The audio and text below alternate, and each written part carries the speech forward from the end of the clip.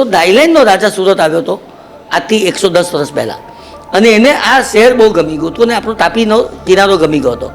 એટલે એણે ત્યાં જઈને સુરત થાની નામનું એક સ્ટેશન રાખ્યું. થાની એટલે સ્ટેશન, અને એની જ્યાં નદી છે તેનું નામ તાપી રાખ્યું. એની 100 વર્ષની સાલગીરી હતી ત્યારે અમે સુરતથી સેલિબ્રેટ કરવા માટે બેંકોક ગયા હતા. આવું સુરત, આ સુરત પાસે આખા દેશને સમાવવાની તાકાત છે. It is a mini India. આજે 26 રાજ્યોના લોકો સુરતની અંદર વસે છે, અને એકવાર સુરત આવ્યા પછી એ સુરત છોડી જવાનું પસંદ નથી કરતા. IAS, IPS, IRS ઓફિસર નિવૃત્ત થયા પછી સુરતમાં રહેવાનું પસંદ કરે છે. નમસ્કાર, આજે મારી સાથે જોડાયા છે SGCCIના president Shri Nikhil Madrasiji. Welcome Nikhil sir to the podcast. Thank you very much. Nikhil sir, સૌથી પહેલાં તો મારે એ જાણવું છે કે તમારી જર્ની કઈ રીતે રહી. આઈ મીન SGCCIના મેમ્બર, પછી ઘણી અલગ અલગ કમિટીના પ્રતિનિધિ તરીકે તમે રહ્યા છો, અને હમણાં પ્રેસિડેન્ટ તરીકેની જવાબદારી તમે બજાવી રહ્યા છો. તો આ જર્ની વિશે થોડું જણાવો, કેવી રીતે તમારી જર્ની રહી, શું એમાં લર્નિંગ રહી આજે લોકો સુધી પહોંચે. એમાં એવું છે ભાઈ કે SGCCIની અંદર હું 1989માં સભ્ય બન્યો, પરંતુ મારું જાહેર જીવન લગભગ અત્યારે જો જોવા જઈએ તો 50 વર્ષનું છે. પણ 89માં એટલે કે આજથી 36 વર્ષ પહેલાં હું ચેમ્બરની અંદર દાખલ થયો. એ કેવી રીતે દાખલ થયો તેની સ્ટોરી બહુ અગત્યની છે. હું તે વખતે પ્રિન્ટિંગ વ્યવસાયમાં હતો, અને પોસ્ટકાર્ડ ચેમ્બર ઓફ કોમર્સ તે વખતે કમ્યુનિકેશન માટે કોઈ વોટ્સઅપ નહોતું, SMS સિસ્ટમ પણ નહોતી, એટલે પોસ્ટકાર્ડ દ્વારા જાણ કરવી પડે સભ્યોને, અને 1000 પોસ્ટકાર્ડ લગભગ છાપવાના હોય. એ પોસ્ટકાર્ડનું મટીરિયલ પણ ચેમ્બર ઓફ કોમર્સ પોતે આપે, માત્ર મારે પ્રિન્ટિંગ કરવાનું. તે હું પ્રિન્ટિંગ વ્યવસાય સાથે સંકળાયેલો હતો, અને રજનીકાંતભાઈ મારફતે તે વખતે પ્રમુખ હતા, એટલે મને થયું કે ચાલો હું એમનો અપ્રોચ કરું. મેં એપ્રોચ કર્યો, એમણે મને પહેલું કામ આપ્યું, અને તે 45 રૂપિયાની અંદર મારે 1000 પોસ્ટકાર્ડ પ્રિન્ટિંગ કરી આપવાના. હવે તમે જો મેટર લેવા જવાનું, ત્યાર પછી પ્રૂફ બતાવવા જવાનું, સુધારા કરાવવાના, જો વધારે સુધારા હોય તો પાછું સુધારીને પાછું પ્રૂફ બતાવવાનું, પછી પોસ્ટકાર્ડ લેવા જવાનું, કટિંગ કરાવવાના, છાપવાનું, ડિલિવરી કરવાની, ને પછી બિલ માંગવા જવાનું. આ રીતે મેં મારી જર્ની શરૂ કરી. રજનીકાંતભાઈ મારી કાર્યપદ્ધતિથી ખુશ હતા, એટલે મને કહે કે તું ચેમ્બરનો ભાગ કેમ નથી બનતો. મેં કીધું કે ફી કેટલી છે? તો કે 3000 રૂપિયા. મેં કહ્યું પણ એટલા બધા રૂપિયા અત્યારે મારાથી સ્પેર થઈ શકે એમ નથી. તો કે એક કામ કર, અહીંયાથી તારે બિલ લેવાનું તું બંધ કરી દે, અને 3000 રૂપિયા જેટલું બિલ તારું થઈ જાય એટલે સામસામો હવાલો આપી દે, તો જ તું મેમ્બર બની શકશે. મને મારી આ પ્રપોઝલ મને ગમી પણ ગઈ, અને મેં સ્વીકારી લીધી. 3000 રૂપિયા જમા થયા અને હું સભ્ય બની ગયો. ત્યાર પછી મેં પાછું વળીને જોયું નથી, કારણ કે હું ચેમ્બરની જે ચકાચોંધ છે, એટલે ખરેખર જાતમાં સમૃદ્ધિ જે છે તેનાથી અંજાયેલો હતો. મોટા માણસોના સંપર્કમાં આવવું, એમની સાથે વાતચીત કરવી, એના વાઇબ્રેશન્સ પ્રાપ્ત કરવા, અને એમ કરતાં કરતાં મને ચેમ્બર ગમતું થઈ ગયું, અને હું ચેમ્બરનો અવિભાજ્ય અંગ બનતો ગયો. એ વખતે એક્ઝિબિશન્સ થતા હતા, પણ જાતે લાકડા ઊંચકવાના, એ મહેનત કરવાની. અત્યારે તો એ પ્રકારની કોઈ પદ્ધતિ રહી નથી, કારણ કે આપણી પાસે એટલો બધો સ્ટાફ હોય, એજન્સીઓ હોય કે જે લોકો પોતે જ કામ કરતા હોય. પણ એમાં જે આનંદ આવતો હતો એને કારણે ઇન્વોલ્વમેન્ટ આવતું હતું, એમ ડૂબી જઈએ, એ કામ કર્યાનો આનંદ થાય દિવસના અંતે, એવી પરિસ્થિતિ થઈ. અને પછી નવી પદ મળતું ગયું. વચ્ચેનો એક ફેઝ એવો આવ્યો કે જ્યારે હું મીડિયામાં હતો, તો એ ગાળાની અંદર કદાચ મેં પોઝ લીધો હતો એમ કહું તો નવાઈ, ઓછો એક્ટિવ હતો, કારણ કે મને મીડિયામાંથી સમય નહોતો મળતો. પણ જ્યાર પછી ફરી પાછું 2015ની અંદર હું ચેનલ સુરત જ્યારે ચલાવતો હતો એ મેં વેચી, ત્યાર પછી પાછો સમય મને મળતો થઈ ગયો. એક એવી ઘટના બની કે જેને કારણે મારે સ્ટેપ ડાઉન થવું પડ્યું. પણ સ્ટેપ ડાઉન થવાને કારણે મારા મનમાં જે આક્રોશ હતો તે ભડકી ઉઠ્યો, અને નક્કી કર્યું કે આ સંસ્થાના સર્વોચ્ચ પદે હવે મારે પહોંચવું જ છે. અને તેથી હું એક નહીં 4 વખત માનદ મંત્રી બન્યો, પબ્લિક એડમિનિસ્ટ્રેટિવ ઓફિસર બન્યો, પબ્લિક રિલેશન કમિટીનો ચેરમેન બન્યો, અને એમ કરતાં કરતાં હું વાઇસ પ્રેસિડેન્ટમાં ઊભો રહ્યો. અનફોર્ચ્યુનેટલી મારી સામે ઇલેક્શન થયું. ઇલેક્શન પણ લડી લીધું લોકોના સહકારથી, લગભગ 453 મતે હું જીત્યો પણ ખરો. એટલે એને કારણે મને પબ્લિક એક્સપોઝર બહુ મળ્યું. અખબારની અંદર એટલું બધું છાપવામાં ઇલેક્શન માટે આવતું હતું કે જાણે સંસદ અને ધારાસભાની ચૂંટણી નહીં લગાતી હોય. તો મારા વ્યક્તિત્વને એક બીજો નવો ઓપ મળ્યો આ ચૂંટણીને કારણે, અને હું ઇલેક્ટેડ વાઇસ પ્રેસિડેન્ટ બન્યો. મોટે ભાગે ચૂંટણી થતી નથી, મેનેજિંગ કમિટીની ચૂંટણી થાય પણ આ ચૂંટણી નથી થતી, પણ થઈ, જીત્યો. અને પ્રમુખ પદની અંદર બિનહરીફ એટલા માટે કે એ પરંપરા છે સંસ્થાની કે ઉપપ્રમુખ કોઈ એક વ્યક્તિ બને તો એને ઓટોમેટિકલી પ્રમુખ બનાવવાનો, એની અંદર કોઈએ હરીફાઈ કરવી નહીં. એન્ડ તો આઈ બીકેમ ધ પ્રેસિડેન્ટ, અને 6 જૂન 2025ના રોજ મેં હોદ્દાનો અખત્યાર કર્યો અને આજે હું તમારી સામે છું. એસજીસીસીઆઈના જેટલા પણ માનદ પ્રમુખ રહ્યા છે બધાએ પોતપોતાની જર્નીમાં પોતપોતાના ટેન્યોરમાં ઘણા સારા કામ કર્યા છે, ઘણા ઇનિશિયેટિવ લીધા છે. તો આ વર્ષે તમારો કયા મહત્ત્વના મુદ્દાઓ પર તમારું વધારે ફોકસ અથવા ધ્યાન રહેશે અને કયા મુદ્દાઓ પર તમારી પર્સનલી ઈચ્છા છે કે એસજીસીસીઆઈમાં આ વર્ષે અમે આ વસ્તુ ઉપર વધારે ફોકસ કરીએ? હું નવા સપનાઓ જોવા કરતાં જે જૂના સપનાઓ જેણે પણ જોયા છે ને એ સપનાઓ જો સારા હતા અને સાચા હતા તો એને પૂરા કરવા એ મારો મક્કમ નિર્ધાર છે. દરેક પ્રમુખે નવું કરવું જ જોઈએ એવું કંઈ જરૂરી નથી, અને નવું કરવામાં તકલીફ એટલી થાય છે કે એક જ વર્ષનો સમયગાળો હોય, હું હજુ કંઈક નવું વિચારું અને એટલી વારમાં વર્ષ મારું સમાપ્ત થઈ જાય તો મારું સપનું અધૂરું રહી જાય, એની પાછળના કરેલા પ્રયત્નો પણ અધૂરા રહી જાય, એની પાછળ કેટલા બધા લોકોએ કામો કલાકો આપ્યા હોય, પોતાની નિષ્ઠા આપેલી હોય, એ બધી અધૂરી રહી જાય.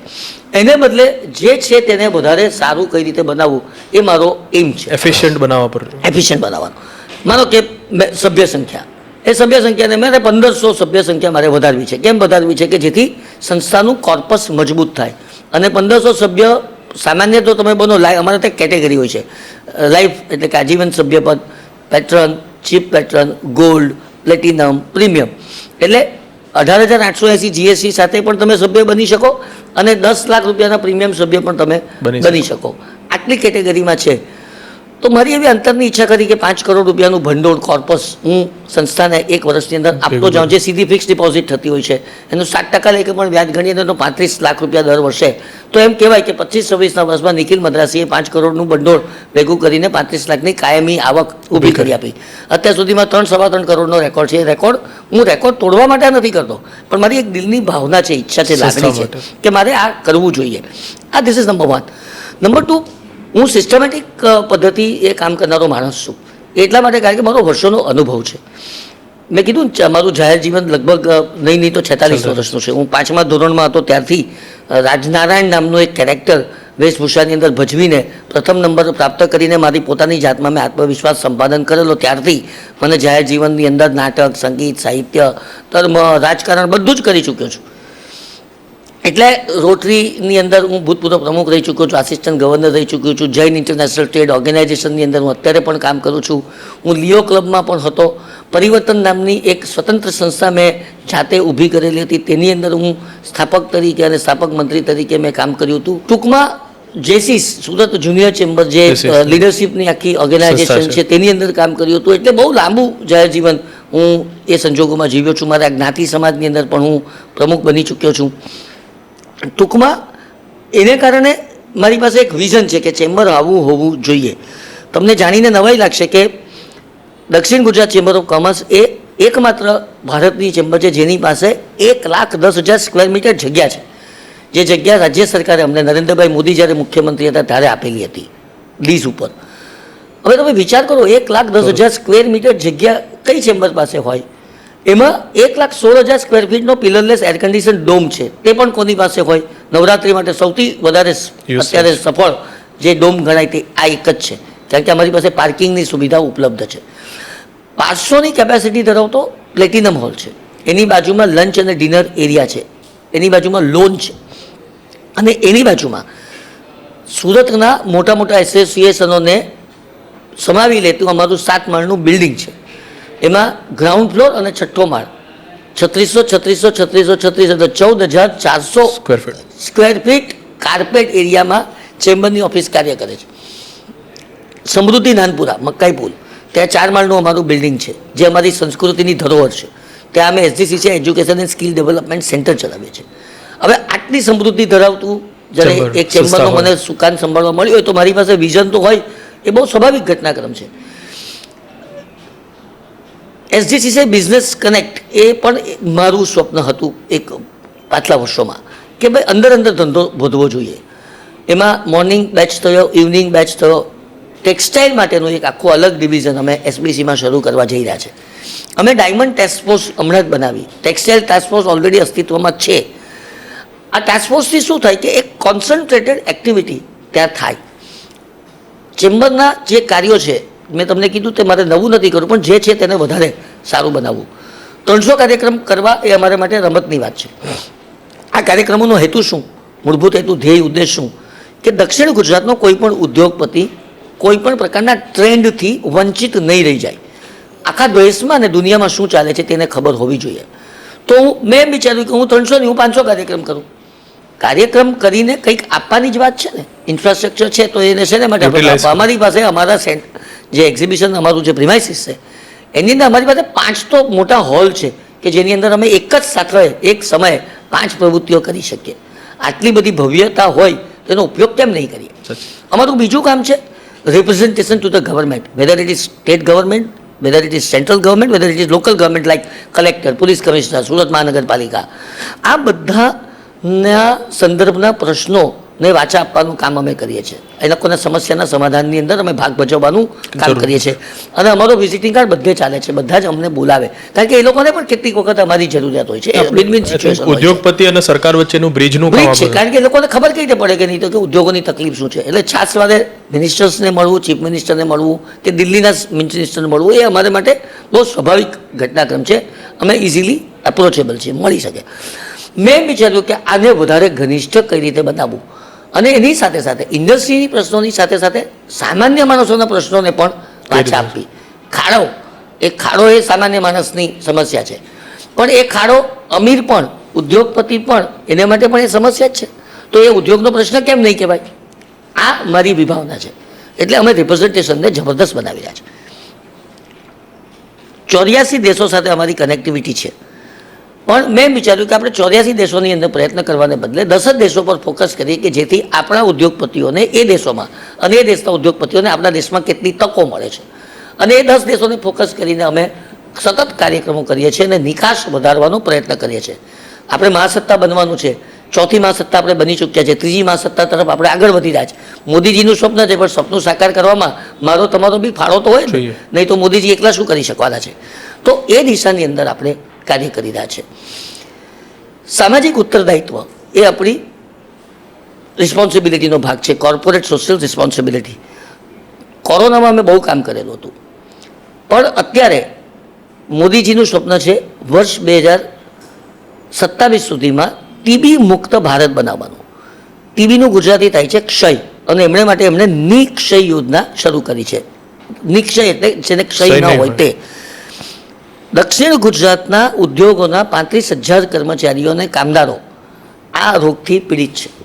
એટલે મેં આ વર્ષે લક્ષ્યાંક રાખ્યો છે કે ટીબી મુક્ત માટે તો સરકારી યોજના છે, પણ એ દવાઓ લીધા પછી 6 મહિના સુધી એને પોષણ લેવું એ પણ એક જરૂરિયાત છે. અને એ પોષણ માટે સહેજે 5,000 રૂપિયાનો ખર્ચો 6 મહિનામાં થાય. અત્યારે પહેલા ટાર્ગેટમાં અમારે 5,000 આવા દર્દીઓને ટાર્ગેટ કરીને એ 5,000 રૂપિયાની દત્તક યોજનામાં અમારે ભાગ લેવો છે. એટલે 2.5 કરોડ રૂપિયા આપણે એની અંદર ખર્ચવાના છે. This is called corporate social responsibility. અમે એક આખું નવું પ્લેટફોર્મ તૈયાર કરી રહ્યા છીએ અને એક નવી આઈડેન્ટિટી ક્રિએટ કરી રહ્યા છે. અને એ એન્ટિટીમાં અમે CSRમાંથી ફંડ લઈશું લોકો પાસેથી અને આની પાછળ તેનો ખર્ચો કરીશું. એક્ઝિબિશન એ અમારી કોર તાકાત છે, કારણ કે USP છે. આટલું મોટું સેન્ટર જેની પાસે હોય તેને માટે એક્ઝિબિશન કરવા એ બહુ સ્વાભાવિક ઘટનાક્રમ છે. 15 એક્ઝિબિશન તો અમે રમતા કરીએ છીએ.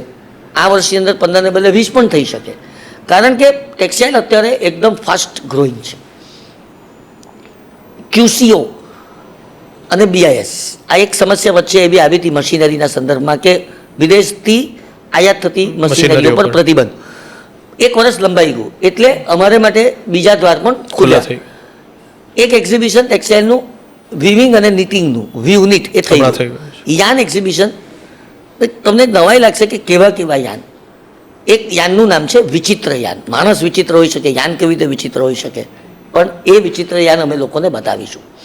સાહેબ, આપણે તો એવા યાનના ઉત્પાદકો છે દક્ષિણ ગુજરાતની અંદર જે આપણે જે પાણીની બોટલ પીએ છીએ ને પ્લાસ્ટિકની, એમાંથી યાન બને, recycled yarn. This is something unusual. એ અમે લોકો સમક્ષ મૂકીશું. એક્ઝિબિશનથી ફાયદો શું થાય છે કે ઉત્પાદકતાને સીધું માર્કેટ મળે છે. તમારે કોઈ વચ્ચે બ્રોકરની જરૂર નથી, કમિશન એજન્ટની જરૂર નથી. You can easily approach the people. આ એટલું બધું ઉપકારક સાબિત થયું છે. અને એક્ઝિબિશનની ગ્રોસ બહુ મોટી હોય છે. દરેક એક્ઝિબિશન અમારું 2 કરોડની ગ્રોસ પર ચાલતું હોય છે. નાનું નહોતું એક્ઝિબિશન હતું. તો ટેક્સટાઇલના સીટેક્સ એટલે મશીનરીના બીજા 3 એક્ઝિબિશન અમે આ વર્ષમાં કરવાના છે. ઓટો એક્સપો સમગ્ર ભારતનો દિલ્હી પછીનો સૌથી મોટો ઓટો એક્સપો સુરતમાં થાય છે અને એ 4 દિવસનો હોય છે. વાઇબ્રન્ટ ગુજરાત એ ગુજરાત સરકારનો કાર્યક્રમ છે. આ વર્ષે નથી થવાનું પણ આવતા વર્ષે થવાનું છે. પણ એની પૂર્વ તૈયારીના ભાગરૂપે એપ્રિલ મહિનામાં મિની વાઇબ્રન્ટ એને રિજનલ વાઇબ્રન્ટ કહે છે એ અમે કરવાના છીએ. અને એમાં 2 દિવસનો કોન્ક્લેવ, 4 દિવસનું એક્ઝિબિશન, આટલી મોટી તૈયારીઓ અમે કરી રહ્યા છે. સ્ટાર્ટઅપ, હેલ્થ, આ ઉપરાંત પાવર રિન્યુએબલ એનર્જીનું એક બહુ મોટું એક્ઝિબિશન અમે કરવા માટે જઈ રહ્યા છે.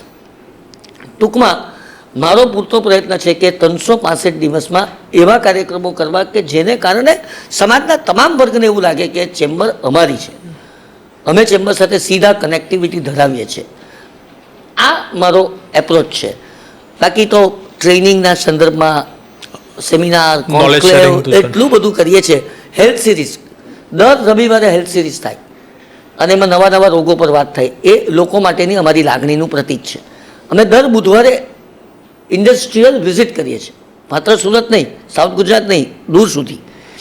તો એ ઇન્ડસ્ટ્રી કેવી રીતે ડેવલપ થઈ, કેનું બિલીવ કે ઉમરગામ અને સચિનની અંદર એક ફેક્ટરી છે, એ લોકો રોજ 1 લાખ છત્રીનું ઉત્પાદન કરે છે. ચાઇનાને પણ એ લોકો ક્રોસ કરી દીધું છે. આવી કંપની એ સુરતનું ગૌરવ છે. આ ક્યારે ખબર પડે? જ્યારે તમે ત્યાં જાઓ ત્યારે. ગુજરાતીની અંદર કહેવત છે, જે ફરે તે ચરે. અમે બી લોકોને ફરતા કર્યા છે કે જેથી એ લોકોને વધારે ચરીને કમાવાનું પુણ્ય મળે. પૈસા વગર કંઈ શક્ય નથી, પણ વધુ પૈસા સારી રીતે અને કાયદાની મર્યાદામાં રહીને ચોખ્ખા પૈસા કઈ રીતે કમાવે આપવા, એ અમે લોકોને સંદેશો આપીએ છીએ. લોકો ટેક્સ ચોરી કરે, અમે સંદેશો આપીએ pay tax get rich, tax ભરો ને સમૃદ્ધ બનો. આવું બહુ ઓછું બનતું હોય છે. અમે સિરીઝો કરતા, હમણાં ટેક્સટાઇલ વીક સમાપન થયું, 6 દિવસ કન્ટિન્યુ ટેક્સટાઇલના કાર્યક્રમ. એ જ રીતે ડાયમંડ ટાસ્ક ફોર્સની અંદર ડાયમંડના પ્રશ્નો, આવા ડાયમંડના જાગૃતિના સેમિનારો અમે કરવા માટે જઈ રહ્યા છે. ફક્ત એટલું જ નહીં, ડાયમંડનું બધા જ સેક્ટરના જોઈન્ટ એક એક્ઝિબિશન ન થઈ શકે એ દિશામાં અમે કામ કરી રહ્યા છીએ. Weather it is lab-grown, synthetic, real diamond, machinery, everything. આખી ઇન્ડસ્ટ્રી. ઇન્ટરનેશનલ ડેલિગેશન્સ, અમે 5 ડેલિગેશન્સ મોકલવાની તૈયારી કરી રહ્યા છીએ. એટલા માટે કે તમે ભાઈ માત્ર ભારત નહીં, આંતરરાષ્ટ્રીય ક્ષેત્રે પણ જુઓ કે શું ચાલે છે. સિંગાપોર અમે જવાના છે પહેલું. ઈરાન હમણાં જ જઈ આવ્યા, ગયા વર્ષે અંત ભાગમાં. હવે ઈરાન જઈ આવ્યા તો એપીએમસી અને સુમુલના પ્રતિનિધિઓ હતા. તો ઈરાનમાં એ લોકોને ઓપોર્ચ્યુનિટી દેખાય છે કે કેટલો મોટો ધંધો થઈ શકે એમ છે. આ બધું ક્યારે શક્ય બને? જ્યારે ચેમ્બર એની લીડ લે ત્યારે. અને that we are doing it. Chamber એક સારથી તરીકેની ભૂમિકા ભજવે છે. એટલે મારે નવું કરવું એના કરતાં જે કરીએ છીએ તેમાં વધારે મજબૂતાથી, વધારે સંખ્યાની અંદર કઈ રીતે કરીને લોકોના હૃદય સુધી પહોંચી શકાય, that is my. So Nikhil sir, I think બહુ જ સારી રીતે તમે સમજાવ્યું કે ચેમ્બર શું એક્ટિવિટીઝ કરે છે અને કઈ રીતે ઉદ્યોગપતિઓ અને સામાન્ય માણસને હેલ્પફુલ થઈ શકે છે. પણ મારો એક સવાલ એવો હતો, અને હું જેટલું માનું છું, કદાચ હું ખોટું પણ હોઈ શકું, કે જેટલા પણ જૂના વેપારીઓ છે, ઉદ્યોગપતિઓ છે, બધા એસજીસીસીઆઈને જાણે છે, મેમ્બર્સ છે, પણ જે ન્યૂ જનરેશન છે, જે નવા બિઝનેસમાં આવી રહ્યા છે, કદાચ એ લોકોને હજુ એટલી અવેરનેસ નથી, અથવા એ લોકોને ખબર નથી કે કેમ એ લોકોએ જોડાવવું જોઈએ. તો એ લોકો માટે તમારો શું સંદેશ છે, જે હજુ નવો બિઝનેસ સ્ટાર્ટ કરી રહ્યા છે? એ લોકો માટે કયા 1 કે 2 મુદ્દા એવા છે જે એ લોકો માટે બહુ લાભદાયક થઈ શકે અગર એ લોકો એસજીસીઆઈના મેમ્બર બને? તમારું કહેવાનો મતલબ એ છે કે ચેમ્બર ઓફ કોમર્સ હજુ સુધી તમામ સ્તર સુધી પહોંચી નથી શક્યું. હું માનું છું કે મેં જે આગળની બધી વાતો કરી એ શું વાત છે, લોકોના સ્તર સુધી પહોંચવાની તો વાત છે. બીજું, અમે નેક્સ્ટ 150 કરી રહ્યા છે. તમને થશે કે આ શું? તો અમે ગોવિંદભાઈ ધોળકિયા નહીં, ગોવિંદભાઈનો સન શ્રેયાંશને સાથે રાખીશું. અમે તુલસીભાઈ ધોળકિયા નહીં, એમના સન પિન્ટુભાઈને સાથે રાખીશું. અમે ટૂંકમાં આપણે નહીં, અમારું નેક્સ્ટ જનરેશન, હું નહીં, મારો દીકરો મંથન, આ 150 જે યંગ એન્ટરપ્રિન્યોર્સ છે, જે લોકો હવે પોતાના પિતાજીના ધંધાને, પેઢીના ધંધાને નવો ઓપ આપી રહ્યા છે, એ લોકો શું માંગે છે, એ લોકો શું વિચારે છે, એ લોકો શું ઈચ્છે છે, એ અમે આપીશું. હંમેશા વર્તમાન ટ્રેન્ડની અંદર કોઈ પણ માણસ કે સંસ્થા રહે ને તો જ એ સંસ્થા ટકી શકે. એની વાત એબ્સોલ્યુટલી રાઈટ કે કદાચ નહીં પહોંચી શકાયું હોય. એનું કારણ આ જ હોય કે વૈચારિક પરિવર્તનની સાથે પ્રવૃત્તિઓમાં પણ પરિવર્તન લાવવું પડે. આપણે જો યંગ ઉદ્યોગપતિઓને ગમતા કાર્યક્રમો અથવા એ લોકોને ઇન્વોલ્વ કરતા કાર્યક્રમો કરીએ, મહિલાઓને લગતા કાર્યક્રમ કરીએ. અમારી WEC ચાલે છે, વિમેન એન્ટરપ્રેન્યોર આખી વિંગ ચાલે છે. તો એની અંદર બિઝનેસ એકબીજાને મળે. અત્યારે બધાને બિઝનેસ જોઈએ છે. નોલેજ શેરિંગ એક વાત છે, પણ એ નોલેજ શેરિંગમાંથી અલ્ટિમેટ ગોલ બિઝનેસ છે. તો એ આખો બિઝનેસ છે. પરિવર્તનની હવાને પારખીને જે માણસ કામ કરે ને એ જ સફળ થાય. લેટ્સ સે કે 1994 સો કોલ્ડ પ્લેગ, આ શબ્દ કેમ બોલું છું, કહેવાતો પ્લેગ નહોતો, એ હજુ પણ સાબિત નથી થયું. WHO ક્યાંય પણ સુરતમાં પ્લેગ થયો હતો એવું નથી, પણ એમ માની લઈએ કે પ્લેગ હતો. એક એવી જબરદસ્ત થપડાટ હતી. Dirtiest city of the world in 2025 we are the cleanest city of the whole country. ફક્ત એની સુપર સ્વચ્છ સર્વેક્ષણમાં પણ આપણે નંબર 1 આવ્યા, એટલે આપણે તો એનાથી પણ ઉપર થઈ ગયા. ગંદકીના ઢગલા હોય એટલે આપણે સ્વચ્છ નથી એવું નથી. સ્વચ્છતાની પરિભાષા બહુ અલગ છે, એટલે એમાં ગંદકીના ઢગલા નહીં જોવા જોઈએ, પણ એની સાથે સાથે લોકોની આદતો પણ એટલી જ જવાબદાર છે. હવે તમે જાહેરમાં થૂકી જો, તમને તમારી જાત માટે જ અણગમો પ્રાપ્ત થશે, એટલે તમે કરશો જ નહીં. પહેલાં તમે પોપકોર્ન ખાતા હતા ને, પોપકોર્નનું જે પેકેટ હતું તે ચાલુ ગાડીમાંથી બહાર ફેંકી દેતા હતા. હવે તમે નહીં કરી શકો. એ જાગૃતિ, આ પરિવર્તન શું છે? એ પરિવર્તનની હવા બધાએ સ્વીકારી છે, પણ એને માટે જે લોક જાગૃતિ આવી, ચેમ્બરમાં પણ આ જ વાત છે કે લોક જાગૃતિના માધ્યમ દ્વારા ચેમ્બરે પોતાની હવા બદલીને જો લોકભોગ્ય કાર્યક્રમો આપવાની કોશિશ કરશે તો 100% લોકો સુધી પહોંચી શકો. અને તો જ બીજું કે લોકો સુધી પહોંચવા માટે આવા માધ્યમો ક્યાં હતા પહેલા? નહીં હતા. આજે માધ્યમ દ્વારા અમે લોકોને પોસ્ટકાર્ડ લખીને વ્યક્તિગત રીતે જોવાનો સમય હતો. અત્યારે હવે એવો સમય નથી. આજે ડિજિટલ મીડિયાનો ઉપયોગ અમે પણ એટલો જ કરીએ છીએ. હું as an individual at the age of 62 જો હું ફેસબુકના 5 એકાઉન્ટ ધરાવીને બીજા 28,000 એટલે લગભગ મારો ફોલોઈંગ 50,000નું છે. હું પોતે ઇન્સ્ટાગ્રામ, લિંક્ડઇન, વોટ્સઅપ એવો કોઈ માધ્યમ નથી કે જે હું નથી વાપરતો, અને એના પર હું કામ કરું છું, એની કન્ટેન્ટ ઉપર હું કામ કરું છું. એમ નથી કે માત્ર પોસ્ટિંગ કરી દઉં કે ફોટા મૂકી દઉં, પણ એ ફોટાની ઉપરની ટેગલાઇન એ પણ એટલું જ જરૂરી છે. આ વાતો હું બહુ સારી રીતે સમજ્યો છું. એટલે હવે લોકો સુધી પહોંચવાના માર્ગો ખુલ્લા બન્યા છે. બીજું કે 5 લાખનું સુરત 94માં આજે 85 લાખનું શહેર બન્યું છે, તો એ થોડું તો અઘરું હોય ને. મારે મેમ્બરશિપ કેમ વધારવી છે કે વધારીશ તો હું લોકો સુધી પહોંચી શકીશ, નહીં તો કેટલાય લોકોને હજુ ખબર જ નથી કે ચેમ્બર શું. પણ એવું આખો જાગૃતિ અમે ઓગસ્ટ મહિનો મેમ્બરશિપ ડેવલપમેન્ટ મંથ તરીકે ઉજવવાના છે અને ફંડ રેઝિંગ મંથ. એવી રીતે સપ્ટેમ્બરની અંદર અમે એસોસિએશન લાયઝનિંગ મંથ, એસોસિએશન અમારી બેકબોન છે, કારણ કે એના થકી અમે છીએ. નહીં તો એસોસિએશનના પ્રશ્નો અમારી પાસે નહીં આવે તો અમે પ્રશ્નો ક્યાંથી લાવવાના? સાચી વાત છે. એટલે ટૂંકમાં પરિવર્તનની હવાનો સ્વીકાર અમે કર્યો છે, એટલે અમને આશા છે કે અમે સમાજના છેલ્લામાં છેલ્લા સ્તર સુધી પહોંચી શકીશું. ઓકે, બહુ સારી રીતે જવાબ આપ્યો તમે નિખિલભાઈ, અને આઈ થિંક હું ઘણો ખુશ છું કે તમે સમાજની ટ્રેન્ડ સાથે ચાલવાવાળા માણસ છો અને અવેરનેસમાં બિલીવ કરો છો કે જેટલું અવેરનેસ થશે એટલું લોકો સુધી આપણે પહોંચશું. એસજીસીસીઆઈ પહેલાં એવું હતું કે ટેક્સટાઇલ પર વધારે ફોકસ કરતું હતું, હવે બધા જ ઇન્ડસ્ટ્રી પર ફોકસ કરે છે. જે વ્યક્તિઓએ ગવર્મેન્ટ સુધી પહોંચવું, એટલે મારા જેટલા નોલેજમાં હતું અને મારા નજીકના લોકોને એવું નોલેજ હતું કે ભાઈ ગવર્મેન્ટ સુધી પહોંચવાની એક કડી એટલે એસજીસીસીઆઈ, અને બહુ માન રીતે એ લોકો જે પણ વ્યક્તિ બોલે છે એ બોલે છે કે અગર ગવર્મેન્ટ સુધી કોઈ નહીં પહોંચી શકે તો એસજીસીસીઆઈ એનું મદદગાર થઈ શકે. એના વિશે થોડું જણાવો કે કેવા કેવા પ્રયત્નો અથવા કેવી એક્ટિવિટીઝ આપણે કરીએ છીએ અને કરતા રહેશું આગળ. આપણે આ જ્યારે એપિસોડ શૂટ થયેલો છે ને એ દિવસે અમારી એક ટીમ ગુજરાત ઉર્જા વિકાસ નિગમ લિમિટેડ બરોડાની ઓફિસની અંદર બેઠી છે, કારણ કે વીજળીના બિલોની સમસ્યા અને એના હપ્તાઓ સરકારે કબૂલ કર્યા પછી સરકાર એના હપ્તા અડધા કર્યા એટલે તરત જ ચેમ્બર દોડે કે ભાઈ આપણે શું વાત થયેલી હતી, અમે એને યાદ કરાવી. તો આવું કેમ થયું? સોલાર ઇન્ડસ્ટ્રીના પ્રશ્નો, કોર્ટની અંદર સ્ટે આવી ગયો તો એમણે એવી સગવડો પાછી ખેંચી દીધી કે એને કારણે વધારે નુકસાન થઈ શકે. તરત જ એક ટીમ નાણામંત્રી કનુભાઈ દેસાઈને આજે જ મળી રહી છે. એટલે તમે વિચાર કરો કે ઇન્ડસ્ટ્રી પ્રત્યેનો અમારો અભિગમ કેવો છે. હું પ્રમુખ છું, અહીંયા છું, મારી ટીમ બધે દોડી રહી છે. એવી રીતે બધી જ ઇન્ડસ્ટ્રીના પ્રશ્નો, ફક્ત ટેક્સટાઇલના નહીં. ટેક્સટાઇલ એટલા માટે આપણને વધારે લાગે કે ટેક્સટાઇલ ઇન્ડસ્ટ્રી મોટી છે. ડાયમંડ ઇન્ડસ્ટ્રીના પ્રશ્નો જુદા પ્રકારના છે, એની અંદર કોસ્ટિંગ બહુ ઊંચું હોય છે, પણ એને માટેની ઓર્ગેનાઇઝેશનો પણ બહુ સારું કામ કરે. જીજેઈપીસી છે, જેવેન જ્વેલરી એક્સપોર્ટ પ્રમોશન કાઉન્સિલ કે ઇન્ડિયન ડાયમંડ ઇન્સ્ટિટ્યૂટ, આ સંસ્થાઓ પોતે પણ કાર્ય કરે છે અને એ લોકો બી રાષ્ટ્રીય સ્તરે કામ કરે છે. એટલે એ લોકોના પ્રશ્નો એ લોકો પોતાની રીતે રજૂ કરી શકતા હોય છે. પ્લેટફોર્મ છે. એક ટેક્સટાઇલ ઉદ્યોગ એવો છે કે જેની પાસે બીજો કોઈ પ્લેટફોર્મ નથી. રિયલ એસ્ટેટ, સોલાર અત્યારે દક્ષિણ Gujarat is going to B the hub.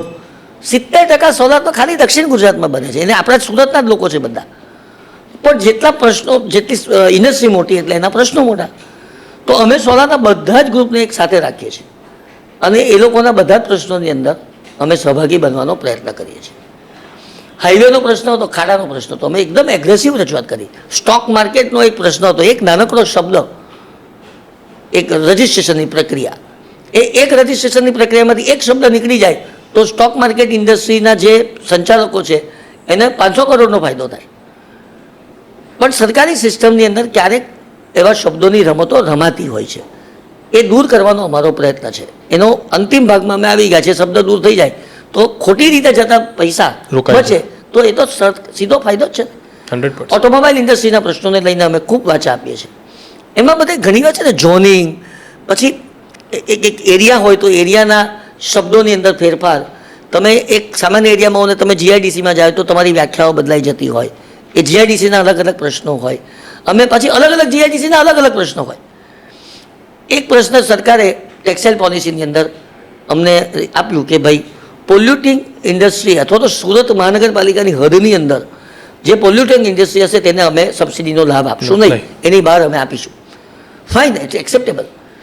પણ જે મહાનગરપાલિકાની હદની અંદર નોન પોલ્યુટિંગ ઇન્ડસ્ટ્રી છે, જરી ઉદ્યોગ, તો એને કેમ નહીં? કારણ કે તમારા એક વાક્યથી આ લોકોની બધી સબસિડી બંધ થઈ ગઈ. એ લોકો શું ગુનો કર્યો છે? એને એ લોકો બહાર જઈ શકવાના નથી, કારણ કે એ તો લઘુ ઉદ્યોગ છે, ગૃહ ઉદ્યોગ છે, ઘરની અંદર જરીના મશીન ચાલે. એને તમે એમ કઈ રીતે કહી શકો કે જ્યાં સુરત મહાનગરપાલિકાની બહાર જઈને તું કામ કર? આવા પ્રશ્નો અમે ઉઠાવીએ. કાયદો અને વ્યવસ્થાના પ્રશ્નો, ગૃહમંત્રી શ્રી હર્ષભાઈ સંઘવી હોય કે પોલીસ કમિશનર શ્રી હોય અનુપમસિંહ ગેહલોત, સિગ્નલના પ્રશ્નો. રાત્રે 12 વાગે લાલ લાઇટ ચાલુ હોય તો અમે ગેહલોત સાહેબને કહી શકીએ કે સાહેબ 12 વાગે શું જરૂરિયાત છે? તો એમણે કીધું કે શિસ્તનો સવાલ છે. Okay, let us accept it.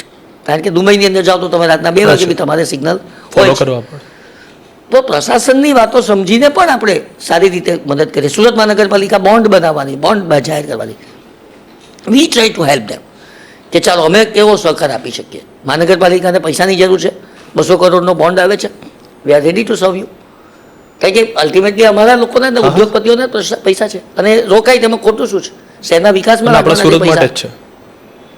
સો બધી જ ઇન્ડસ્ટ્રી માટે કામ કરે છે. એટલે એવી કોઈ હોતું નથી કે માત્ર ટેક્સટાઇલ દેખાય એટલા માટે. બીકોઝ ઇન્ડસ્ટ્રી મોટી છે ને, લોકો 15 લાખ લોકો સંકળાયેલા હોય, 350 માર્કેટ, 450 પ્રોસેસ હાઉસ, 70,000 દુકાનો, તો સ્વાભાવિક છે ને. અને વિવર્સ તો 70,000ની ઉપર તો ખાલી વિવર્સોના ખાતા છે. અને ફોર્ચ્યુનેટલી એની જે વિવર્સોની સંગઠન છે, જે ફોગવા એના પ્રમુખ, એ મારા ચેમ્બરના ઉપપ્રમુખ છે, અશોકભાઈ જીરાવાલા. એટલે પેલું તમને જે માહિતી વધારે આવે. નિખિલભાઈ, પ્રેસિડેન્ટ એટલે એસજીસીસીના પ્રેસિડેન્ટ બહુ માનનીય અને બહુ મોટો હોદ્દો છે.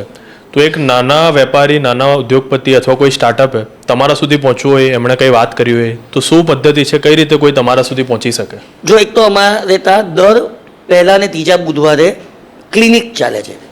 ક્લિનિક એટલે ડૉક્ટર એટલે કમ્પાઉન્ડરની સાથે દવા. હવે આને ચેમ્બરને શું લેવા દેવા? પણ એક ક્લિનિકની અંદર જે એક્સપર્ટ બેસે છે તે ડૉક્ટર, એની નામ ડૉક્ટર. એટલે એમએસએમઈના પ્રશ્નો હોય. એમએસએમઈ એટલે માઇક્રો સ્મોલ મીડિયમ એન્ટરપ્રાઇઝ. દક્ષિણ ગુજરાતમાં એમએસએમઈ મેક્સિમમ છે. તો વાંચવા જ કે જેટલા વધારે એટલા પ્રશ્નો વધારે. 45 દિવસમાં પેમેન્ટ, અને 45 દિવસમાં પેમેન્ટ નહીં આપો તો શું? આ પ્રશ્ન આવે. તો આ ક્લિનિકની અંદર અમારા વિવિધ નિષ્ણાતો બેસે, 2 કલાક નિઃશુલ્ક સેવાઓ આપે. તમારે સ્ટાર્ટઅપ કરવું છે, અમારા ક્લિનિકમાં આવો, તમને સ્ટાર્ટઅપ માટેની અમે સ્ટાર્ટઅપ ઇન્ક્યુબેશન સેન્ટર સરકાર પાસે માંગ્યું છે. અમારી કંપની બની રહી છે, ચેમ્બર ઓફ કોમર્સ નાવ 12માં અમે રજિસ્ટ્રેશન કરાવવાના દિશામાં આગળ વધી રહ્યા છે. કંપની બની જશે તો આખું ઇન્ક્યુબેશન સેન્ટર જ અમને મળશે. પછી અમે અહીંયાથી 5 લાખ, 10 લાખથી 40 લાખ સુધીની સબસિડી ગ્રાન્ટ અમે કરીશું. એટલે સ્ટાર્ટઅપનું ક્લિનિક ચાલે. તમને સબસિડીના પ્રશ્નો છે એ પણ એના એક્સપર્ટ ક્લિનિક ઉપર બેસે છે. તમને સાયબર ક્રાઇમના પ્રશ્નો છે તો સાયબર ક્રાઇમના જે એડવોકેટ અને ડૉક્ટર છે એ લોકો ત્યાં આગળ બેસે છે. ટેક્સટાઇલ, ડાયમંડ, આવી 8 પ્રકારની સેવાઓમાં અમે આ ક્લિનિક ચલાવીએ છીએ. એક કોઈને ધંધો ડેવલપ કરવો છે અને એને સમજ નથી પડતી તો અમારે ત્યાં 24 કલાક બહારના ખુલ્લા છે. અમારે એની માટે એક આખો સેક્રેટરી રાખ્યા છે. એનું કામ જ લોકોને સપોર્ટ કરવાનું અને સરકારી યોજનાઓનો કઈ રીતે લાભ લઈ શકાય અથવા તો કઈ રીતે આગળ વધી શકાય તેનું માર્ગદર્શન આપવાનું.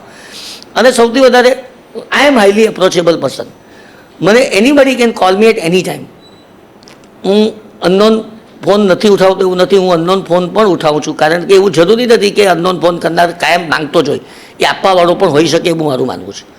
મારી કેબિનની બહાર મેં બોર્ડ મૂક્યું છે કે આ કેબિનમાં પ્રવેશ કરવા માટે કોઈએ પણ પૂર્વ પરવાનગી લેવાની જરૂરિયાત નથી. કેમ નથી? કારણ કે હું લોકો દ્વારા ચૂંટાયેલો માણસ છું, એટલે લોકોએ આવીને મને કાંઈ પણ કહેવાનો હક છે અને એ હક હું એ લોકોને આપવા માગું છું.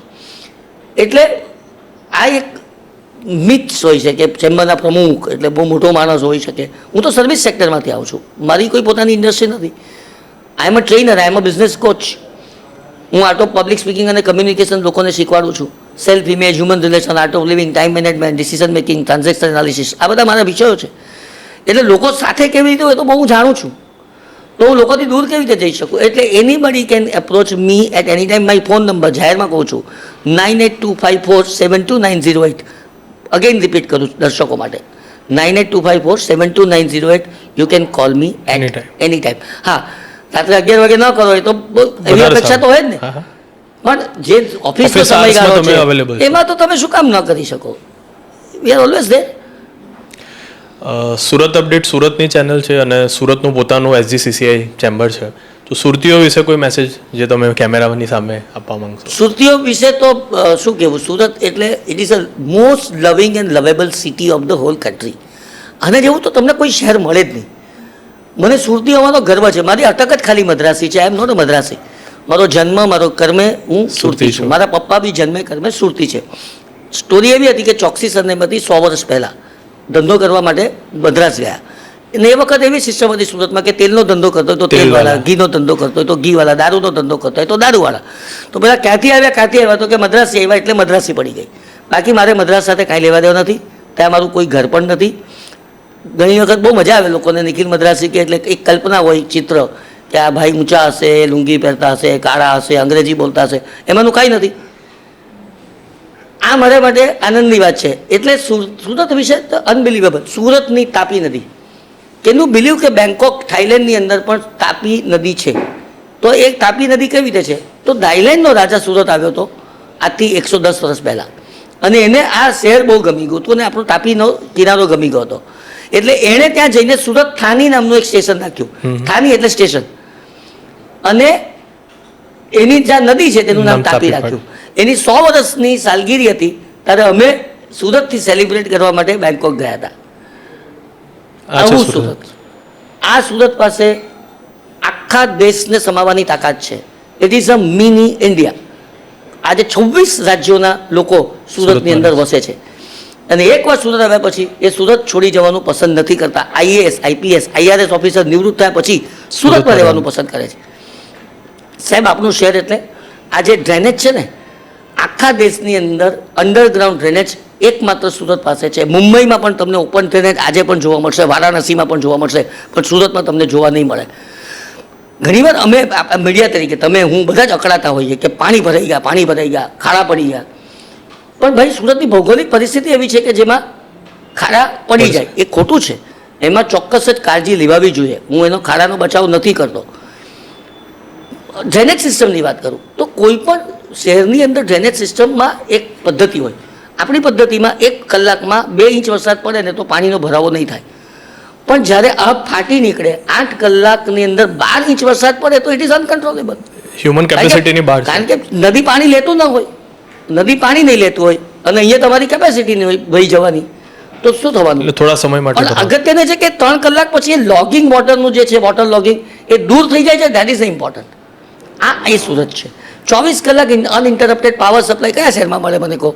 ટોરેન્ટ પાવર અને દક્ષિણ ગુજરાત વીજ કંપની લિમિટેડ. આવો પાવરની સમસ્યા છે જ નહીં એમ કહું તો ચાલે. એ જમાનો અમે એ જોયો છે કે જ્યારે દર બુધવારે સ્ટેગરિંગ હોય, ગમે ત્યારે પાવર ચાલ્યો જાય. મમ્મી ને દાદીઓની અડધી જિંદગી તો લાઇનમાં ચાલી જાય. રેશન કાર્ડ શબ્દ તમે કોઈ યુવાનોએ સાંભળો છો? એ શબ્દો રેશન કાર્ડની અંદર અમને અનાજ મળતું હતું. કેરોસીનની લાઈનો લાગતી હતી, ફી ભરવાની લાઈન લાગતી હતી, વીજળીના બિલો ભરવાની લાઈન લાગતી હતી. પાણી નહીં આવવું એ તો બહુ સ્વાભાવિક ઘટનાક્રમ હતો. ટેન્કરોમાં પાણી લેવું પડતું હતું. હવે છે આખી પરિસ્થિતિ તમે બદલાઈ ગઈ છે. આપણા રોડ જુઓ, અત્યારે ચોમાસાને તમે કન્સિડર નહીં કરો, સિમેન્ટ કોન્ક્રીટના રોડ કેવા છે. અને સુરત તમે જો આમ ક્યાં સુધી ફેલાયેલું છે. તમને એવા વિસ્તારો છે તમને એમ લાગે કે તમે દુબઈમાં છો. સાહેબ, આ આપણું સુરત છે ને, સુરતી તરીકે તમારી ચેનલ અને મને ગર્વ છે ને ગૌરવ છે કે આવું શહેર તમને નહીં જોવા મળે. આપણે ત્યાં રાજકારણી પોલિટિશિયન્સ, એક પોલિટિશિયનની બી અંડરવર્લ્ડ સાથે સંડોવણી છે?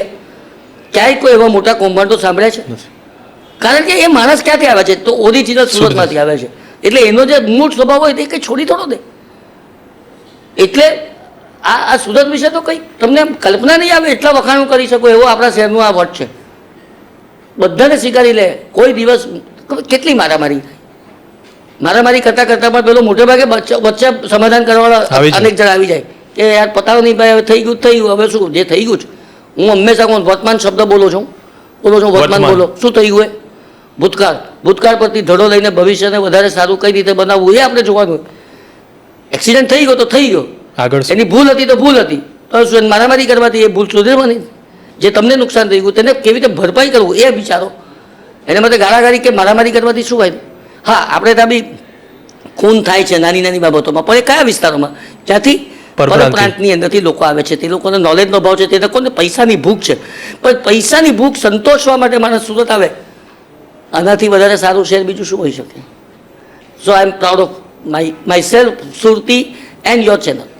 Thank you so much Nikhil sir, બહુ મજા આવી તમારી સાથે પોડકાસ્ટ કરીને અને ઘણું બધું જાણવા મળ્યું એસજીસીસીઆઈ વિશે અને wish you all the best. તમારા જે પણ હું હજુ તમને એક સુરતી એટલે તમારી ચેનલ માટે સુરત અપડેટ માટે વાત કરવા માંગુ છું. ચોક્કસ. You should think beyond. જે છે તમે જે અદ્ભુત કામ કર્યું છે, તમે જાગૃતિ ફેલાવવાનું, તમે તમારા ધંધાને ડેવલપ કરવાનું, પણ હજુ કંઈક આઉટ ઓફ બોક્સ થિંકિંગ તમે કરી શકો. હું તમને એક નાનકડો એક્ઝામ્પલ આપું છું. ધીરુભાઈ અંબાણીની પહેલી પ્રોડક્ટ રિલાયન્સની કઈ? તો ઓનલી વિમલ. તો ધીરુભાઈ અંબાણી હતા, સ્વપ્નદ્રષ્ટા હતા. એમણે એમ વિચાર્યું કે 300 રૂપિયા મીટરનું કપડું વિમલ વેચાય, એ જ ભાવમાં ટાટા વેચતું હોય, એ જ ભાવમાં એસ કુમાર વેચતું હોય, તો મારું કપડું શું કામ કોઈ ખરીદે? તો મારે ક્વોલિટી જ રાખવીને કોસ્ટ નીચી આવવી. આ એકમાત્ર સોલ્યુશન હોઈ શકે. એટલે એમણે વિચાર્યું કે કપડું શેમાંથી બને? તો કે યાનમાંથી. એટલે એમણે યાનની ફેક્ટરીઓ લગાવવાનું શરૂ કર્યું. એટલે જે વચ્ચેનો નફો હતો તે નીકળી ગયો, આડત, કમિશન, દલાલી નીકળી ગઈ. જે જમીન લીધેલી હતી તે જમીનના ભાવ વધી ગયા એટલે ફાયદો થયો. એમણે હજુ એક સ્ટેપ નીચે જવાનું વિચાર્યું. યાન શેમાંથી બને? તો કે ચિપ્સ. એમણે ચિપ્સનું પ્રોડક્શન શરૂ કર્યું. એને કારણે ફરી પાછો નફો કપાયો, કમિશન એજન્ટ નીકળી ગયા, જમીનો લીધેલી હતી તેના ભાવ વધી ગયા એટલે પાછો ફાયદો હતો, એટલે કોસ્ટિંગ ઓર નીચે આવી. પણ ધીરુભાઈ અંબાણી નેવર સેટિસ્ફાઈડ, કે હજુ મારે નીચી કોસ્ટિંગ કરવી છે. તો હવે શું? તો કે ચિપ્સ શેમાંથી બને છે? તો કે પેટ્રોલિયમમાંથી બને. એટલે એમણે સુરતમાં, જામનગરમાં પેટ્રોલિયમ રિફાઇનરી. સાહેબ, હું મૂળ સુરતી છું ને એટલા માટે બધી ઘટનાઓ મને યાદ છે. હું ઘટનાઓની સાથે જીવતો માણસ છું. 64માં જન્મ થયો છે, પણ 72ની ભારત ચીનની કે ભારત પાકિસ્તાનના યુદ્ધ સહિતની, 1994ના કહેવાતા પ્લેગ, 1992નો કોમી રમખાણ, 95નું ડિમોલિશન, 98ની રેલ, 2001નો ધરતીકંપ, 2002ના કોમી રમખાણ, 2006ની મહારેલ. તમે અત્યારે પણ જો કહો તો હું તમને ઘટનાબંધ એવી રીતે વ્યક્ત કરું કે તમને એમ લાગતું હોય કે અત્યારે આ દ્રશ્ય ભજવાતું હોય. કારણ કે ઘટનાઓની સાથે હું જીવ્યો છું, એટલે સત્યતાનો રણકાર છે. એવું નથી કે આમ ખાલી ઇમેજિનરી કલ્પના શક્તિથી હું આમ કોઈ પિક્ચર તમારી આગળ ફ્લેરી રજૂ કરી દઉં ને તમને બહુ મજા આવે. હું કંઈ મજા કરવા માટે નથી આવ્યો.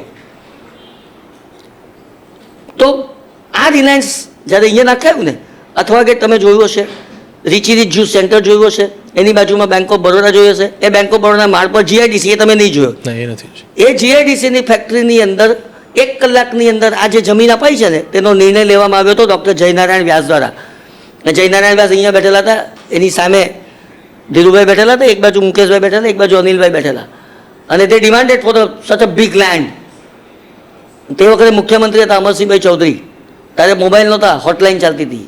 વ્યાસ સાહેબે બીજા ફોનથી એમને વાત કરી રૂમમાં જઈને કે આ તો આટલી બધી જમીન માંગે છે આટલા ભાવે, અને તો કહે છે કે જો તમે આજ સુધીમાં નિર્ણય નહીં લો તો મારી પાસે બીજા રાજ્યોની ઓફર તૈયાર છે, તો આપણે શું કરીએ? તો મુખ્યમંત્રી જેવા એમ કે પહેલાંને કે તને શું યોગ્ય લાગે છે આપી દઈએ. પેલા ભાઈ કે આપી દો નહીં, અને કરવાના હું કાટપાટવાળી જમીન છે. અને સાહેબ વિધિન કલાકોની અંદર લેવાયેલો નિર્ણય છે, અને કાગળ પર પેલા જૂના ટાઈપિસ્ટના ટાઈપ કરેલા લેટર ઉપર આ જમીન આપવામાં આવેલી હતી. અને તો સાચી સમૃદ્ધિની શરૂઆત થઈ. એને કારણે જે આનુષંગિક ઉદ્યોગ ડેવલપ થયા ને, જે આજે સુરતને ટકાવી રહ્યા છે. ફરી પાછી વાત આપણે રિલાયન્સની કરતા હતા, તો કે પેટ્રોલિયમની રિફાઇનરી, તો હજુ કોસ્ટિંગ માટે નીચી કરતો. હવે શું કરવાનું? તો પેટ્રોલિયમ શેમાંથી બને? તો કે ક્રૂડમાંથી બને છે. પણ ત્યાં સરકારને ગંધ આવી ગઈ કે કદાચ આ વ્યક્તિ જો ક્રૂડ ઓએનજીસી ખરીદી લેશે then he would be the real king of the whole country, કારણ કે જેના હાથમાં પેટ્રોલ એ રાજા. પણ આમ કરીને એક માણસે ક્રાંતિ લાવી.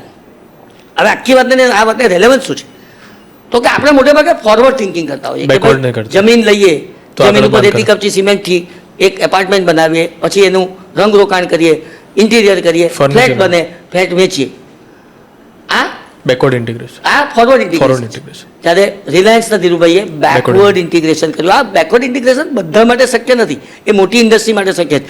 પણ કહેવાનો ભાવ એ છે કે તમારે પણ you should think beyond that.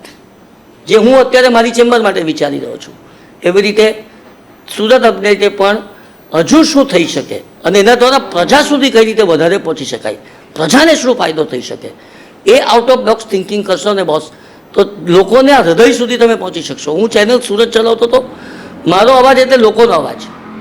હું કોઈ ભલા ચમરબંધને છોડતો નહોતો અને હું જે કહેતો હતો તેમ લોકો કરતા હતા. હું એમ કહું કે અત્યારે 2006ની રેલની અંદર પાણી 6 કલાકમાં 20 ફૂટ તમે ઊંચા ચાલ્યા જાઓ તો આખું શહેર 20 ફૂટ ઊંચું જાઓ, ગ્રાઉન્ડ ફ્લોર પર હોય ને 20 ફૂટ ઊંચું ચાલુ જાય. એ દિવસો મેં જોયા છે. તમારે એ અવાજ બનવાનું છે કે તમે કહો તેમ લોકોએ કરવાનું છે. તો એ આઉટ ઓફ બોક્સ થિંકિંગ થકી જ શક્ય છે, પોસિબલ છે. અને એક નાનકડી વાત કરીને મારી વાતને સમાપ્ત કરીશ. એક નાનું બાળક હતું, બહુ અળવિતરું હતું. ઇન્દ્ર દેવતા એના અળવિતરાપણાને કારણે બહુ ખુશ થાય છે. તો માંગ માંગ માંગે તે આપું. તમને એમ પૂછવામાં આવે માંગ માંગ માંગે તે આપું, ઇન્દ્ર દેવતા તમે શું માંગો, શું માંગો તમે? એ જ કે દુનિયાની બધી તાકાત હોય, હેલ્થ હોય. બરાબર. તો બાળક અળવિતરું હતું એટલે કે ના મારે તો સ્વર્ગ અને નરક જોવા છે. હવે આવડું નાનકડું બાળક એમ કે સ્વર્ગ ને નરક જોવા છે, કેટલી વિચિત્ર વાત. પણ 12 હટને પહોંચી શકાય નહીં, જીવનમાં સ્ત્રી હટને પણ પહોંચાય નહીં. નિખિલ મદ્રાસી ચેમ્બરના પ્રમુખ, બિઝનેસ કોચ, લાઈફ કોચ, ફલાણું ઢીકણું, ઘરની અંદર તરત પત્ની કહે કે હવે રહેવા દો બધું તો માની જવું પડે. એવું રાજહટ હોય છે અને એવી યોગ હટ હોય છે. 12 હટને પહોંચાય નહીં. તો કે ચાલ સ્વર્ગ અને નરક જોવા છે, પહેલા ક્યાં જવું? તમને એમ પૂછવામાં આવે કે સ્વર્ગ અને નરકમાં ક્યાં જવું પહેલા? સ્વર્ગ. પેલું બાળક અળવિતરું હતું કે નરકમાં જવું છે. નરકમાં શું હોય, શું હોય નરકમાં? એટલે એવી કહાનીઓ છે કે ભાઈ જેને ભૂલ કરી હોય એને તેલમાં બાળવામાં આવે ને એને તેલમાં લટકાવવામાં આવે ને ભાલા ભોંકવામાં આવે, બધું બરાબર. બધા ઊંધું હતું. 56 ભોગ, સોનાની થાળી, ચાંદીની ચમચી, ચાંદીની વાડકી હતી. બાળક કે તો નરક કેવી રીતે છે? તો કે શાંતિથી જુએ છે તો ખબર પડે છે કે કોઈ પણ વ્યક્તિ નરકમાં કોણી હોતી નથી. આ કોણી છે, આ કોણી વળે છે તો ખાઈ શકીએ છીએ, કોણી ન હોય તો ખવાય કેવી રીતે? એટલે બાળક એમ કે ત્યાં તો અન્યાય છે કે સામે ભોજન પડ્યું હોય ને તમે એને ખવડાવી નહીં શકો કે ખવડાવવા માટે એને મજબૂર ન કરી શકો, તો એ તો કેવી રીતે ચાલે? તો કે એટલે તે નરક છે કે એને એવા કર્મો કર્યા કે જેથી સામે ખાવાનું હોય છતાં પણ એ ખાઈ નહીં શકે. ચાલ તને સ્વર્ગમાં લઈ જાઓ. સ્વર્ગમાં શું હોય? સ્વર્ગમાં બધું સારું હોય, ખાવા પીવાનું સારું હોય, હવામાન સારું હોય, રહેવાની સગવડ હોય. ભૂલી ગયા અપ્સરા હોય તો ભૂલી ગયા. સ્વર્ગમાં અપ્સરા હોય, સુખ હોય, શાંતિ હોય, સમૃદ્ધિ હોય, 56 ભોગ. તારી બાજુ આ જ બધું 56 ભોગ, સોનાની થાળી, ચાંદીની ચમકી, ચાંદીની વાડકી. તો બાળક કે ત્યાં ફરક શું છે? તો કે શાંતિથી જો જુએ છે તો ત્યાં પણ કોઈને કોણી નથી હોતી. એટલે વધારે આશ્ચર્યમાં મુકાઈ જાય છે કે આ કેવું. પણ સ્વર્ગનો માણસ હોય છે એટલે બુદ્ધિશાળી હોય છે, એટલે કોણી નથી હોવા છતાં ખાવાનું લે છે, સામેવાળાને ખવડાવે છે, સામેવાળો લે છે અને મને ખવડાવે છે. આ સ્ટોરીનું મૂળ શું? કે જીવનમાં મારું કરશો તો મરી જશો ને તારું કરશો તો તરી જશો. સુરત અપડેટ એ તારું થી તરાવવાની ઘટના છે અને એટલે તમારે માટે નહીં, લોકો માટે કામ કરવાનું છે. અને તો જ મીડિયાનું કામ શું હોય? લોકોમાં જાગૃતિ લાવવાનું. અને સુરત અપડેટના માધ્યમ દ્વારા તમે આ જાગૃતિ ફેલાવવામાં ક્યારેય પણ પાછી પાની નહીં કરશો એવી હાર્દિક શુભકામનાઓ સાથે મારી વાતને સમાપ્ત કરું. Thank you so much Nikhil sir. તમે તમારો સમય આપ્યો અને બહુ સારી એવી વાર્તાઓ કરી જો આઈ થિંક નવી જનરેશનને કદાચ ખબર નહીં હશે. અને SGCCIના તમારા જે પણ આગળના મહત્વના તમારા ધ્યેય હોય એ બધા બહુ સારી રીતે પાર પડે એવી શુભકામના તમને. Thank you very much. આપ સૌનો ખૂબ ખૂબ આભાર.